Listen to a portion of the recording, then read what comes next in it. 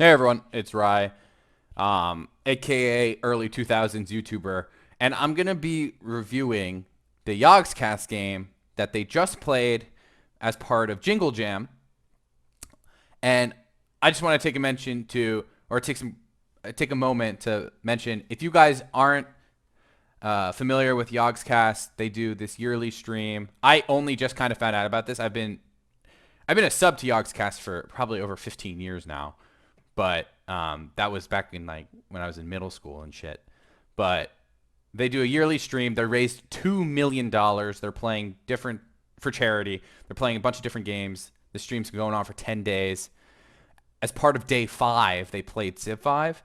So I'm going to be reviewing that game. But if you haven't, um, definitely throw them up like $100. It's such a great cause. I mean, if you play multiple games, it's great value. But yeah, I just want to take a moment. If you guys are not familiar with this, definitely subscribe and throw some money at this because it's really, really good cause. I don't monetize in my videos, so if you ever wanted to support me, donate to this instead. Anyway, okay. So this is not a traditional game. They're playing on Prince, which for, I think, all intents and purposes is probably a good thing. These guys are not like super hardcore Civ players. They've been playing for a long time, but they're not like super familiar with it. They haven't played it probably in some cases probably since last year. So the Prince is definitely, if you don't know, Prince makes barbarians substantially easier to deal with, makes city states much worse, which means you get on average less worker steals. And it also means that when you settle cities, you retain more happiness. So happiness problems are kind of really easy to deal with in Prince. Number of different problems that you normally have are really easy to deal with on Prince, even in a full multiplayer game. So just because you see this AI setting, you might not think it changes anything. It actually changes a lot. I also found out during this game that a number of these guys are huge, not huge, but they know me. They were talking about me a number of times, and thank you to whoever sent me the timestamps for all the different times I was mentioned, because it was a lot more than I thought, and it's super cool. I mean, I have like less than 1,000 subs on YouTube, but to me, it's super cool that these guys, who some of which I've been subscribed to for literally years, watch my videos and stuff like that, and have their own opinion. So, needless to say, early 2000s YouTuber, by the way. Needless to say, super cool that happens, and you'll see when I pull up Daltos' stream, who was also streaming, so I'm going to critique some of his points as well. But yeah, 8-player game. I was very impressed this game held up as well as it did, right? No one crashed. There weren't resyncs really. I don't even think I had to see a relobby. I mean, I was skipping through it, but I didn't see a relobby. The game was really stable, which is really impressive, especially because I think Daltos was still in the U.S., so this was a double continent game. So big props to that. But let's jump ahead into the game. It's an 8-player game, so what we'll see is 8 regionals. I believe they're playing all like normal Lex settings. But some things to keep in mind for an 8-player game specifically. The bigger the game, the more important getting a good religion early on is. It also means the better something like patronage is, because there's going to be more CS. The better, the worse domination is, because it's harder to kill 8 people rather than 6, or 5 rather than 7. Other way around, 7 rather than 5. Cancer religion is really good. If I was in this game, I'd probably be playing piety and take pilgrimage, just to have some crazy shit happen. But because the skill level of this lobby is pretty, I mean, I'm not saying anything egregious here, but it's not super high. You should not expect people to have their Luxes online. So playing something super wide is likely going to result in some big happiness problems. But that being said, there's a lot of extra luxuries, a lot of extra regionals, so you never know. So remember, this is an 8-player lobby. So I don't have notes for everything. I'm kind of just going to be skipping around. But pretty much I don't have notes on when to do this, but There's a number of things I wanted to touch on, just on anything. And the reason I didn't make a script for this or come up with like anything I wanted to say is because I figured I would just like, no, okay, like there's likely some problems just on every single screen. So I'm not going to, I'm taking this with a grain of salt. These players are likely pretty new, or they haven't played as much or as much recently. So I'm going to stick to bigger things. First thing is, it's turn 6, he's 3 pop. That means he hit a pop rune, which is really good. And it looks like because of the pop room, he finished animal. This is such a perfect start to do mining because you need to chop all of these forests. Not only that, we've talked about this before in my beginner series, but because you can't starve when you're building settlers, you want to work as many hammers as possible, which means revealing iron with mining is crucial. Not only that, but these are hill deer, so we're not working any hills. The most amount of hammers we're working on any tile right now is 1. If we had a worker instead of the settler, we probably would have gotten to 4 pop, which would be great. So that'd be 4 pop by turn 10, or yeah, depending on this, maybe like turn 11 or 12. Have a worker done. Then we could chop out the deer, chop out the other deer, work the hill, and then we'd probably grow to the horse, which means we're working 4 two hammer tiles instead of 3 one hammer tiles. So you can kind of just imagine how many more hammers we would. Instead of an 8-turn settler, this would become a 4-turn or a 5-turn. So very, very important thing right there. So we're just going to skip ahead. You know, people are going to be doing their scouting. This is like an interesting, and he's already unhappy here because he doesn't have any workers. He's building a worker now, which is great. Looks like he got another pop rune. I do like this city spot.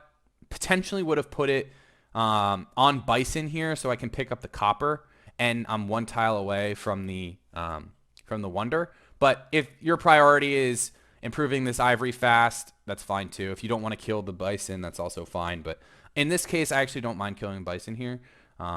Alternatively, you could settle on maize. That way you could get triple third ring, triple first ring chop. But then again, it's more expensive to buy to Sinai. Either way, you don't want to settle where you settled here, but that's okay.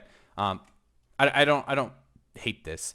Also, importantly, I saw this throughout the whole game, but in the early game, gold is an instrumental part of the game in terms of exponentially scaling how fast you can go. So right here, he's got 180 gold.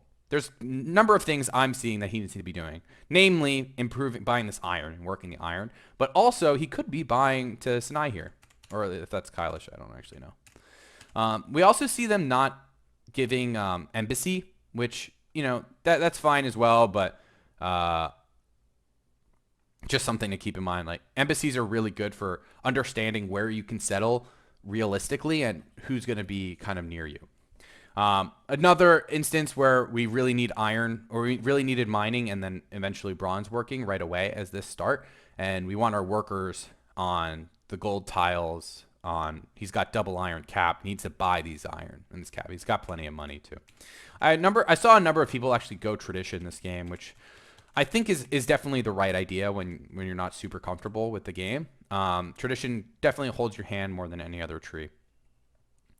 So let's see who we have in the game. We have a Spain player.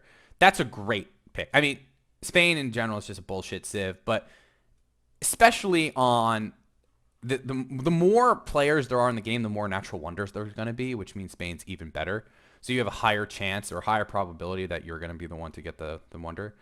Not only that, but we have Kilwa. Kilwa is great for these kinds of games because it's easier to send out trade routes to people. There's going to be more CS on the map, so commerce and patronage are probably really good options. Daltos is playing Sioux. Duncan is playing Inca. Lewis is playing Siam. Siam is a phenomenal patronage shiv, so we'll see what he does there.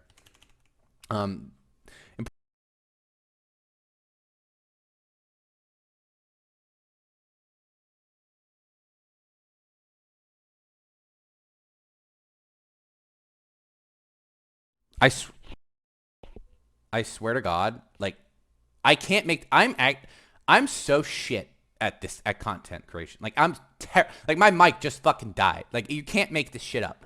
Anyway, Saw a number of people not being on production focus, not locking tiles. I'm not going to touch on that. I touch on that extensively in my beginner series, but just know like that's obviously a problem, but I can't keep, rambling on about this kind of stuff. So anyway, let's keep going. Inca looks like they have phenomenal land. This kind of super high food cap with a mining lux, like it's just, that's what you dream about. Interesting to see.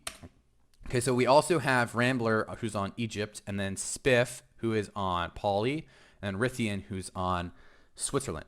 Poly settling inland is interesting, to say the least. I'm not going to say anything more about that, but, that's a little interesting.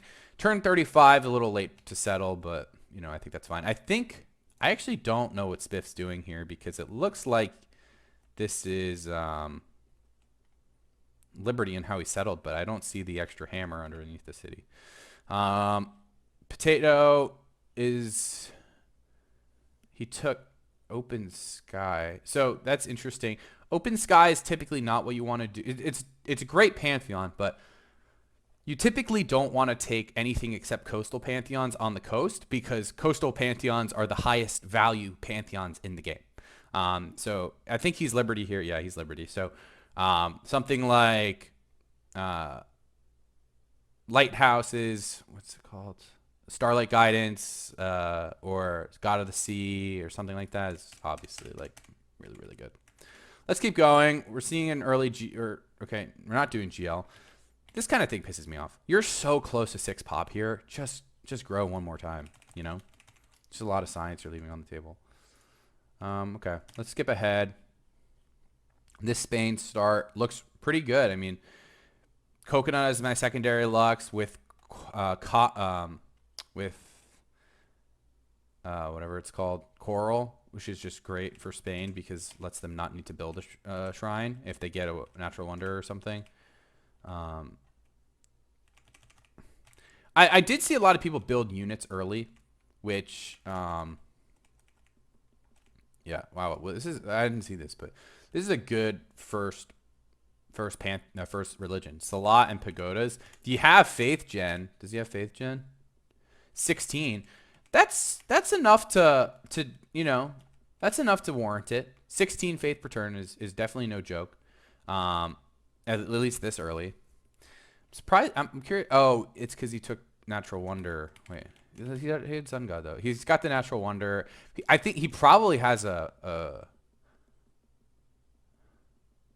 oh my God, he's got a food ally?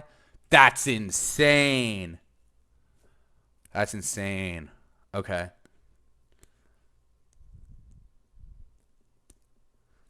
Having a food ally this early on is just incredible. We're going to keep going. Looks like he just starved. Potato just starved, so that sucks. No, he's building in Mombasa. Okay, he should definitely just grow one more time here, but that's okay. Let's keep going. I have some notes that I wanted to talk about. So I think Duncan ended up doing like a wonder spam type thing.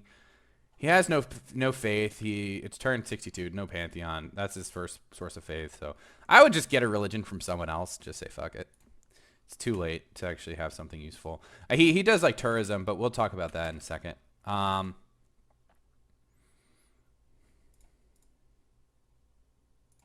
Oh, I wanted to. This was one of the timestamps, and this was actually really funny. A tutorial. Okay. Two of the pros, like, could play like the same Civ, and they'll open it completely differently. It's it's like chess. It really is like chess. Yeah. There's a guy on YouTube called Rye, and he's like the best at this game. He wins all the tournaments, and his videos are like 1998 tutorial videos. They are like I watch the guy as well, and they are so bad because he'll sometimes have other people join in to give their opinions, but he won't say who they are. Their mic quality will be really, really bad. I you love have no him. idea He's who's great. talking. It's really good, but really shit. It's true. Look, I take pride in the charm of my videos are complete ass. Like, I don't put any fucking effort whatsoever into making these videos. I literally have some timestamps that someone else gave me, and then I've zipped through like parts of the video. I watched some of this live, so that's the only reason. That's why I feel kind of comfortable doing this. But I feel like a lot of the charm for me is that I don't put in any effort into make the video quality, but I know that the content is genuinely really good. And I think a lot of people, myself included, I missed the time in YouTube where that was the normal, where it was like it was like an indie style of content creation where it wasn't super overproduced. I'm not saying these guys are, but you see it all the time. And not to say that overproduction is bad, but it just loses a lot of the charm that makes someone in their home, and they're like at their computer, just making a random YouTube video, like funny or like compelling, and it makes it more relatable rather than this like abstract idea of what a video should be. So I think that's part of the reason why. The other reason is I'm just lazy as fuck, and I can't be bothered to make a goddamn video where I over edit it or I make some fucking cringe ass thumbnail. Like, I refuse to edit my fucking videos. Like, that's where I'm at with my life. Like, I refuse. I don't have the goddamn time. I don't want to. So yeah. Not to mention, I also refuse to monetize because I don't want to give YouTube or Twitch any like extra ad money. So anyway, all that to say, this is a big compliment to me, the fact that Daltos and Spiff all like watch a bunch of my stuff. I knew Spiff did because he's left a couple comments, and I later found out Daltos did when I joined his stream, and everyone's like freaking out because I'm in stream. I'm like, what the fuck? Like, like, you guys like know who I am? Like, well, this is weird. So I was really flattered. It was awesome. So really big fan of both of them. So cool, really cool to see. But anyway, let's keep going. I wanted to touch on this. This was an important thing that Daltos said, and yeah, it's about demos. So the top three are really important: population, crop yield, and manufactured goods. So he's right, but he's also wrong. And I'm going to explain why. So he's right in the sense that pop, crop, and hammers are the three most important early game stats. You can pretty much ignore literacy for the most part because it doesn't really matter that much. That being said, all that to say, this population score is irrelevant. This population score is an exponentially scaling score dependent on the total size of your city. Siam could have one city be total pop, like highest population, if that city is 30 pop. But some Liberty player who maybe has 50 more total pop on him would be sixth. Like, I think that's actually the case. Potato, I'm not saying Potato has more total pop, but Potato likely has like, I think he's on like 6 or 7 cities right now. If each city is like 5 pop, right? That's 35 total pop. He's probably has more total pop than Lewis, even though Lewis is first in population. So this population number is fake. The one you actually care about is if you have EY, or you just add up all the city pop sizes, you can get the amount of total pop they have. Total pop is an indicator of how good their science is, how many hammers they have, by a byproduct also of how much food they have. All of this is what really matters. Hammers also matters a shitload, and then crop yield also matters a shitload. But these two demos are heavily scaled, and GNP as well, are heavily scaled to whoever has the most cities. So it's impressive, in my opinion, that Spain has highest hammers right now. I mean, it's turn 76. 115 is not a crazy amount of hammers, but all of my videos are in context and relative towards the game that is played. So it's very impressive that Spain's, I think, is on 4 or 5 cities, and he's out hammering someone like Spiff or Potato, who are much, much, much wider.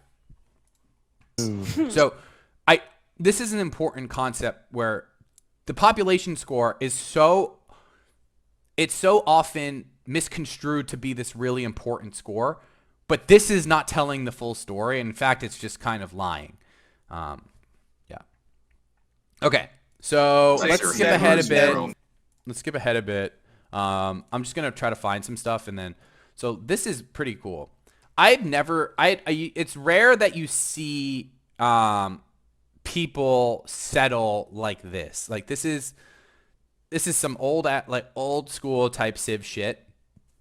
I'm just looking and I see so much wrong with the screen right now, but I'm going to try to ignore a lot of that. Ultimately, the biggest problem I've seen when I watch these games is people are autoing their workers, autoing their scouts, or they're just doing whatever Civ recommends. And I'm sure Potato's a phenomenal Civ 6 player. He's probably out of his comfort zone a little bit in 5. So I'm not harping on, I'm not trying to like make fun of Potato here, but trading posts are some of the worst tiles in the entire game unless you're Commerce 5. There's no point to even have a trading post anywhere. All of these should be farms, or they should be mines. Like, full stop. I do like him playing Liberty, Patro, Explo here. It's very likely that he had to go Patro before opening Explo because he didn't have the amount of science in order to be in medieval yet. So this is actually perfect in this sense. That being said, he took it's turn 100 to 5, so this is pretty funny. It's 100 science per turn. But he did take cathedrals and church property. Now, church property is phenomenal for wide, but cathedrals is really bad if you have low faith, and this faith is really, really low. I would like him to go for something like Borbador to flip all of these cities, and then he can kind of settle accordingly. He settled this roadblock city, which is funny. I mean, that's kind of the sole purpose of it. But what he doesn't know is that in Lekmod, cities give free techs depending on what the other person, he should definitely be buying this Kilimanjaro if he can, but depending on what text the other person has. So let's say he's winning in the game. Maybe he knew he'd always be losing or tech behind, and if so, fair play. That being said, I doubt it. He needs to be having this city like not exist, because this is just a free tech for someone later on in the late game, because he can never really defend the city well. So let's keep going. Let's skip ahead a bit. This game was really, really funny to watch. Like, I thoroughly enjoyed watching some of the stuff. Like, what the fuck is going on here? Like, this is so It's turn 113. We're watching someone like Tertio, Exvo, Treb, and he's like, this attack is not gonna work. Like, I can assure you, like, from looking at this right now, this attack fails. So big props to Lewis. I actually saw him get like ear slammed a couple of times, and we're seeing a lot of people build standing mill, and they think that standing mill is They think standing mill is like this really important thing, and I mean, in a way it is, because if you just like have absolutely nothing, you're just gonna get rolled over. But the biggest deterrent is hammers, and that's actually where Lewis really shined. And Lewis had in probably the best sim in the game, and I mean by extension that's why he won. But from a map position standpoint, Lewis never should win this fucking game. And he slowed himself down. I think he wore Daltos for a bit, then he wore someone else, and then he was warring Ben for a bit. Then Ben moored him back, and it was this whole like shit show, and it was awesome. Like, it was so funny to watch. But yeah. Anyway, so Lewis had really good hammers, and he was able to outperform. Not to mention his knights are really, really scary and really good. So yeah. Anyway, looks like Lewis, in terms of cities, like, he's not working his artist guild. That's really bad. Not working his public school or great scientist slots. So all of these are really bad, because those are some of the most important tiles you can be working. Getting artist generation, getting scientist generation, that's like the name of the game. And no one's really working them right now. So again, I'm not trying to harp on Lewis at all. Like, this is across the board. Like, these are just problems. But anyway, so yeah. Really interested to understand like what happened with ideologies this game. I just feel like, okay, so there's one thing I want to mention, and this is important. I saw this in a bunch of people, so this is not just on Potato. Oxford should be something that is reserved for a tech that wins you the game. Okay, you don't Oxford industrialization. You don't Oxford. Maybe you do in this game, so you can secure an ideology before the other people, but that's not what is happening here.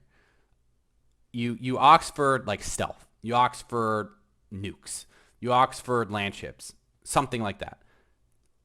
You don't want to waste the free tech, the power of a free tech on something really, really low science value. So I saw that this is not just Potato. This was everyone. It was so weird to see the amount of people that picked Freedom or like Order. Okay, I'm gonna say this like right off the bat. There's a number of things I wanted to mention. So they all tried teaming Duncan later on because he was doing tourism. It was really funny to watch. Like this guy was nowhere close to tourism. And there's a couple things I want to mention before, like while we're on the topic of tourism. Tourism is a threat because it lowers your happiness, but it's very obvious when it happens. That being said, the only thing you have to worry about is when they get internet, because internet will double your total tourism. His tourism is pretty fucking low. If we go to like a Duncan POV, Duncan is turned 160. He's doing 107 tourism. Like, he needs to be Freedom here. He doesn't want to be Order. Freedom is going to give you a lot of tourism modifiers. I think if Duncan was like Freedom, he actually could have won tourism, like for sure. The other thing I want to mention is they were talking a lot about how Great Firewall stops tourism in its tracks. That's just objectively not true. Great Firewall does fucking nothing. Because the way you win tourism is not by this passive sitting around like type of play. It's by bulbing musicians into people, in which case Great Firewall does nothing. So Duncan has such an easy splash right into Spiff here. There's no reason. I love that. He just generaled his fucking, like he generaled his cow for no reason. Like, it's amazing. Yeah, like he's got such an easy bulb for musicians into here. Like, he should just be bulbing all these musicians after he hits internet. A lot of people like will think like, oh, I need to play more defensive and stuff. But if you're having a fast game, and Duncan honestly got a lot of the key wonders. Like, I see he has Pork. I know he got Chichen. I know he got Oracle. I know he got Great Library. Like, we're looking, he's got Trad, Aesthetics, Rationalism, Order 4. Earth Mother, don't really like that because I know he got it late. World Church is, I guess, fine. Goudoir is not important. Devoted is amazing. Devoted is so good, especially on high amounts of city states. And then Defender's phenomenal for tourism. So let's just skip ahead. We end up getting into this stalemate where, as expected, no one can really stop anyone. It's hard for anyone to... Now, I think this game could have went on, but they've been playing for 8 hours at this point. And so I don't blame them at all. Because like that's a really long time to be playing Civ. But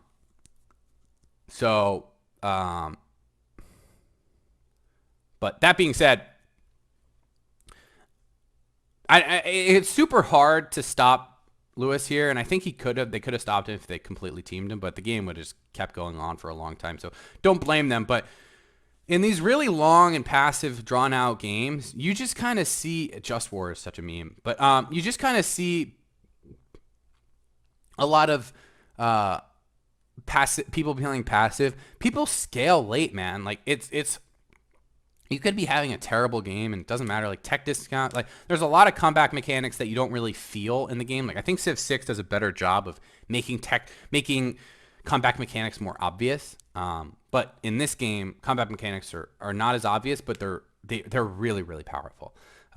So all that to say, don't blame them for stopping the game here. Also, to all my haters, I don't really think I have any, but...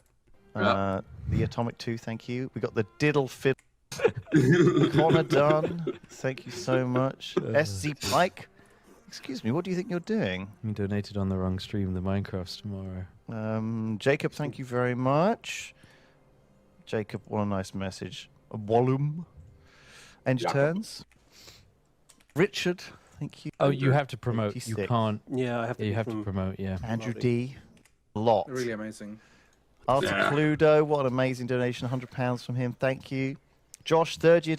Rye says, glad you made this happen this year. Yeah, it's right. Thanks for playing. Yeah, let's go, Spiff. See, I did donate $100. Fuck you all. All you guys should donate. This is such a great cause. Fuck you guys. Anyway, let's talk about Daltos. I know he'll watch this video, so I'm gonna kind of rip into him here. He's playing Sue. I think he's seen my my tier list video. Sue is an amazing civ, especially for a game like this. Having some sort of land bias when the land is this big is so important. We can tell already where he is in the map. We know he's towards the middle of the map because of the jungle right here. I don't think I'd move because oftentimes you want to settle on Lux as Sue. But in this case, there's no real need to move. If I move, it'd be potentially on Olives. I know he ends up moving on Olives, but I'm going to talk through like my rationale. I don't want to move on Olives because I want my Jade tile immediately. Not only that, but this isn't opening up a tile for me, right? I'm never going to be able to build a TP on here. So I like my cap as it is right here. I don't want to risk, like if I move here, I only have 1 growth tile. If I stay here, I've got 3. I've got the Jade I'm going to get. My Iron, I know where it is. My Horse is probably like on this tile or beneath me. So he ends up moving. Don't really understand why. He doesn't talk about it much. And I mean, he was in the middle of doing the stream, so he wasn't really talking to his chat much. But I would have liked to understand kind of better why he moved. I mean, him moving here opens up a city south, but honestly, I want all of this in my cap, you know, like I know I'm Stu. I know I have plains to my north. Like it's going to be low growth. If I stayed south, I would have had a lot more growth in my capital. So we're going to do that as part of tradition and keeping pace with my dog shit content quality. Let me call my good friend, who I'm not going to introduce because fuck you guys. And I'm going to ask for his opinion on what is wrong. Hello. Hello. All right. I want you to look at this and tell me, what do you think? First of all, okay. So he moved 1 up onto Olives. First of all, do you like that move? No. Why not? Why would you destroy a workable tile in the first ring? That makes no sense. It's such a good tile. So it is Sue. I don't know if that changes anything, but I mean, also you can make TPs surrounding the olives. No, touching your city like on the hill. That would be a TP tile. no, you can't. You can't make TPs on hill. Oh, right. So the on Olives, I agree, is bad. Like it doesn't give you anything. Because normally you settle on Lux to open up TP spots, but this isn't plains, so you can't make a TP here. But I agree with you. Anyway, what are some clear problems that he's having right now? He's unhappy. Yeah, I agree. That's one problem. Big problem. Can't see too much. Doesn't seem like he's growing too much. But I guess that comes from the unhappiness. Check on the top. 288 gold. I saw that when I was watching this, every single person had so much gold. They weren't spending it on anything. It's crazy. 288 gold. That's like Jesus. Ridiculous. Yeah. Okay. Yeah. I mean, essentially, also like you should be buying that J tile, and that's what you should be improving right now. Not a deer, a hill deer. You could be chopping the forest. You could have bought your olives in the 3rd ring. There's just so much to say about not. Also, like I love how he improved the sheep. Yeah, like the like what a low value tile in general to improve. But I mean, a 2/2 tile. Like I'm not working that, especially Exactly. especially because I have is 3 grand resource and things olives, that I want to work before, and olives, right? So that's not working till what, 7-8 pop maybe. You've got 1, 2, 3, 4, 5 Vorka Jade, and then this deer 6. So yeah, 7 pop. I'd actually work the sheep, and that's if I choose to work it instead of a horse. Anyway, what do you think he builds next in cap? Ooh, am I supposed to go off like what he should be building next, or Yeah. What should he be building? By the way, Daltos, when you watch this video, this is a great city. Like I love this city. This on Olives makes sense. This is super good. Anyway, and then can I also just get some key in here? What's the policy here? this is Tread. Okay. So yeah, as a tradition enjoyer myself, definitely should be building a caravan after granary or a wonder, or depending worker. on Yeah, or worker. yeah, or a worker, right? One of those three is usually what I go for right after granary. Yep. Look at those TP tiles. My gosh, crazy. Uh, All right. Man, I have not played enough Sue. So Sue's good. so good. All right. Crazy. What? Okay. What are our opinions? What do we think? All right. As somebody who has frequented the Shrine Skippers Discord, yeah, I mean, I absolutely hate it. I used to make mistakes like this all the time. There's no way I'm building a shrine, especially since I just saw him finish a TP, like literally not 2 seconds ago. Yeah. So he'll be getting that faith per turn, and there's no reason to get 2 faith per turn unless you're like really trying to rush some insane pantheon, but like it's turn 33, so you're already not doing that. Yeah. Right? Yeah, I don't get it. I agree. The whole point, one of the nice things about Sue is it lets you skip a lot of the important infrastructure. For instance, you don't need shrines because you have TPs. Caravans aren't as important as Sue because TPs are such insane tiles. You can just skip and build more workers right away. Obviously, you build your caravans, but and your improvements are pretty much all on trapping, so it lets you skip maybe some techs you don't need as much. Yeah, So I Sue feel is like just a high tempo civ, and this is like this is a way to like kind of throw a lot of tempo away. Yeah, I would say, and this is his capital, right? Yeah. Assuming that's a star. Yeah, I would just say like at this turn, only having two, and it looks like he's improving his third and fourth, but like only having two improved tiles after 33 turns, I would just say like is a big kind of red flag for me. Mm-hmm. I would probably have chopped a bunch. Looks like he chopped 2 deer, is what I Yeah, see. and I think that's great. He should have bought this deer though. Yeah, I see. Like chopping a third ring deer, like just in and of itself, that's giving him what, 6 hammers? Like 4, I think.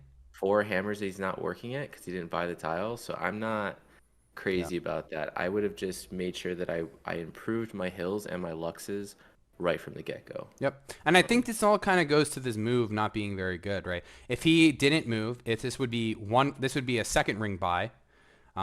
This olive would be a second ring buy. This jade would be a second ring buy. By extension, you're going to buy this olive because it's across the river, so you're never going to grow there. And then you can buy this right away, the deer right away. So after improving the deer, or after buying the deer, then you can kind of do whatever you want. So we're going to say goodbye to my unnamed guest right now. I wanted to kind of skip ahead again to when he picks a Pantheon. One thing about Sue, and this could be because he wants to contest religion easier in a big lobby. And if that's the case, I can get it. He ends up taking Spirit Animals. Spirit Animals is typically the best faith panth. The best way to secure a religion in the game. Now, that being said, love all these workers now. This is great. He still's got a lot of money, man. I'd be buying these Luxes, improving them.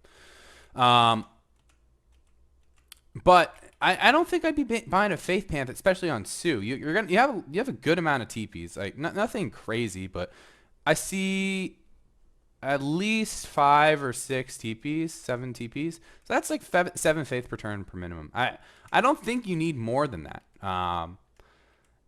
And not to mention once you get theology, that's going to be doubled, so you're at 14 faith. So I don't think it's a super big priority to especially build shrines. It seems not very correct, but you don't need to be prioritizing faith that much, especially when your Civ already kind of bolsters that for you. We're going to talk about enhance a little more. This religion to me doesn't make any sense. I'd love for him to kind of respond, either like message me on Discord or whatever. But Messiah on this Civ, unless you're going Piety second and you're going to finish all of Piety, which makes your your profit plants better with Unity and then Piety finisher, I don't think there's a point for Messiah. Like, you take anything that gives demos typically, and that'd be good. Pagodas being up is weird, and I think that's definitely correct when you have spirit animals. And Jizya, again, I don't know why we'd want to be building a Grand Temple, but what else was up? Let's see. So he takes Pagodas. I don't like Relcom here. I think you already have a lot of hammers. Sue has naturally a lot of hammers. I think I would take something with that gives food, or I probably would have started with Pagodas. With spirit animals, then I would have seen how it was going. Defender being up is great. Probably just instantly click Defender here. Messiah makes me kind of want to take Disciples. Hajj is obviously always really good. Karma, Kotel, bro, they're like everything good's up. I don't think it's Jizya here. Okay, so we're gonna skip ahead a lot. So he had an interesting game. He's trying to hard build leaning. I feel I think he got same turned on leaning. And he was really mad, right? Is that what happened? Yeah, he got one turned on leaning. Bro, you have an engineer. Just fucking slam that shit. You can't hard build the best wonder in the game. Lewis tried warring him here. I think he held really well. I would like to see more roads. Roads are the most important thing when defending and attacking. We're going to get into that a little bit later. But roads, you need more roads up over here. Look at this faith return. 60. You don't need that much faith return. That's just egregious. He had very strange land. I think he's got to realize the only way he wins the game. And I don't know what the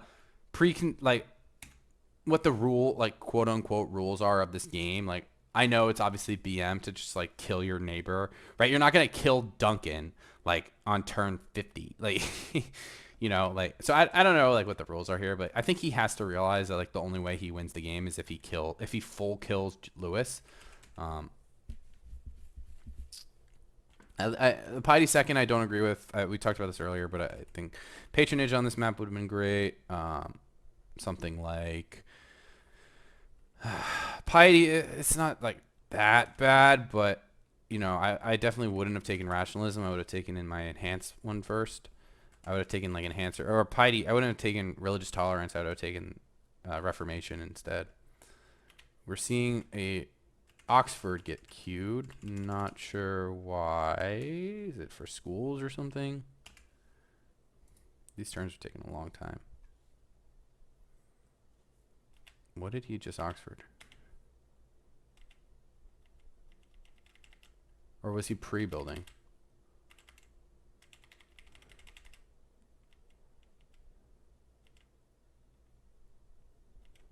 No, there's no way he was pre-building.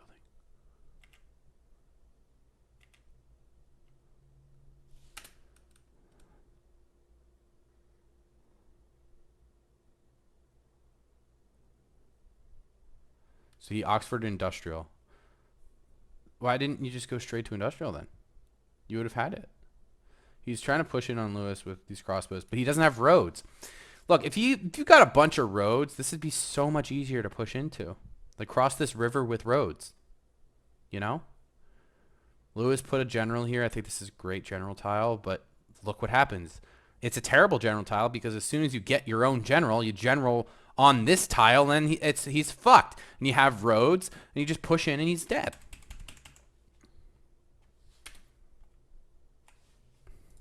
Okay. Let's skip ahead again. He had a pretty interesting city capture, which I want to touch on. It was right here. So he's being bombed down.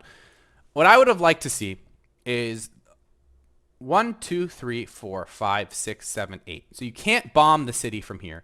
1, 2, 3, 4, 5, 6, 7, 8, 9, 10. Can't bomb the city from here. But 1, 2, 3, 4, 5. I can put my triplanes here, and I can sweep out all of the triplanes from him. 1, 2, 3, 4, 5. 1, 2, 3, 4, 5. So you'd need to put one triplane in here to match his cap, but all your the rest of your triplanes could go in here, assuming he's got his triplane stack in this city. That means you could put all your bombers in this city and then easily bomb them and not have to worry. Additionally, we need these tiles roaded, man. We need all of these tiles roaded. Every single tile, like every single one of these tiles has to be a road. This would make this push so much easier. He ends up sneaking in a Lancer. Which 1, 2, 3, 4, right? He moves here, then he gets zocked, so he's able to cap next turn. But this would have been able to be, if you had all this roaded, you could have started him back here and there would be no risk of this guy dying. No really competent war player is going to let these Lancers just sit here. They'd get bombed down. They'd have all of these fortified, because you could see that my city's going to get captured next turn. Get anything in its way.